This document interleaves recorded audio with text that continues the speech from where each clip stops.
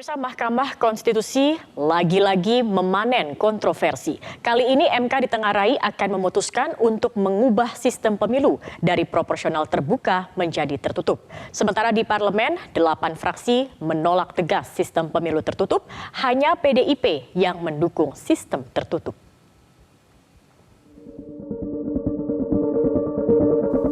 Benarkah Mahkamah Konstitusi akan memutuskan untuk mengubah sistem pemilu dari proporsional terbuka menjadi tertutup? Saya menerima informasi yang tentu saya yakini dari sumber yang kredibel. Dan karenanya ini menjadi penting untuk diketahui oleh publik. Karena menurut saya, jika MK akhirnya memutuskan sistem pemilu kembali menjadi proporsional tertutup, ini akan menimbulkan persoalan yang sangat mendasar. Pertama, seharusnya tentang sistem pemilu apakah tertutup dan terbuka itu adalah pilihan. Artinya masing-masing pasti punya kelebihan dan kekurangan. Karena itu dalam Undang-Undang Dasar kita tidak ada ketentuan yang mengharuskan menggunakan sistem pemilu legislatif yang mana. Nah, itu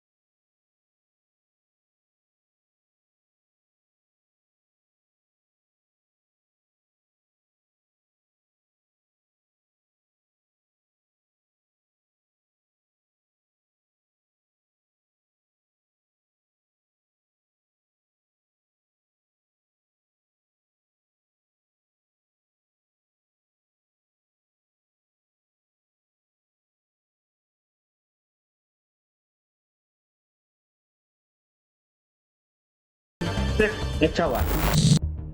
Chaos politik, itulah yang dicuitkan Presiden ke-6 Susilo Bambang Yudhoyono merespon dugaan Denny Indrayana. Menko Polhukam Mahfud MD pun menginstruksikan untuk menelusuri dugaan pembocoran informasi tersebut. Kalau betul itu bocor itu salah. Yang salah satu yang membocorkannya di dalam, saya tadi sudah ke MK supaya diusut siapa di dalam yang suka bicara itu.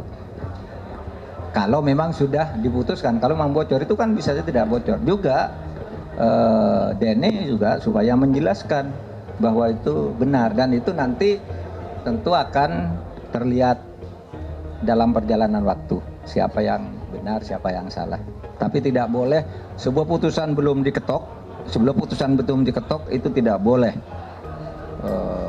bocor ke orang. Kalau sudah ketok itu harus disebarkan agar tidak ada yang mengubah.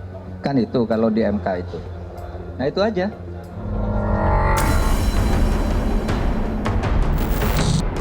Sementara itu 8 fraksi di parlemen menolak keras penerapan sistem pemilu proporsional tertutup. Hanya PDIP saja yang mendukung sistem pemilu proporsional tertutup. Sampai dengan pendaftaran kemarin, sistem yang berlaku adalah sistem terbuka. Nah, jadi kalau ada yang mencoba merubah-rubah sistem itu, orang yang mendaftar sebanyak itu akan protes. Dan kita tidak suruh, karena mereka kehilangan hak konstitusionalnya untuk dipilih. Ya kan, kalau dia dengan sistem tertutup, dia tidak bisa dipilih. Yang dipilih partai politik. Itu persoalannya. Partai Demokrat dan fraksi Partai Demokrat tentu tetap konsisten. Hari ini sistem proporsional terbuka adalah sistem yang terbaik. Apalagi kita juga menggarisbawahi tahapan proses-proses pemilu yang telah dilakukan oleh KPU dan teman-teman di parlemen, bahkan teman-teman partai politik, baik yang ada di parlemen dan yang akan mengikuti pemilu, juga telah bersiap-siap.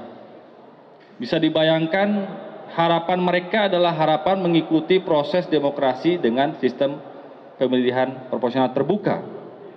Dan dengan waktu yang tidak begitu lama lagi, di bulan Februari, kita semuanya akan berbondong-bondong untuk datang ke bilik untuk memilih calon-calon dari anggota legislatifnya yang kira-kira cocok dan dapat terus memperjuangkan aspirasi masyarakat.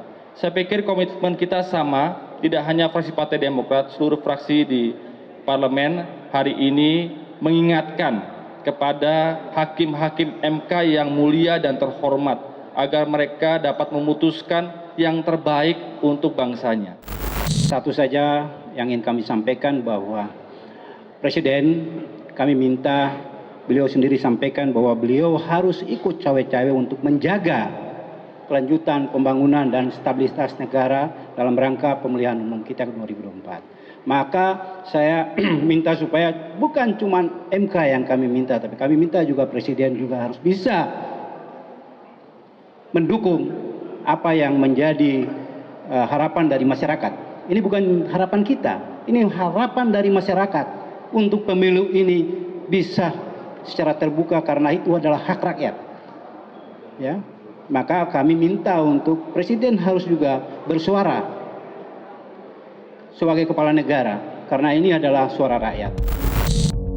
Mahkamah Konstitusi diwanti-wanti untuk berhati-hati dalam memutuskan uji materi sistem pemilu yang sudah dibuat dan disetujui oleh DPR dan pemerintah.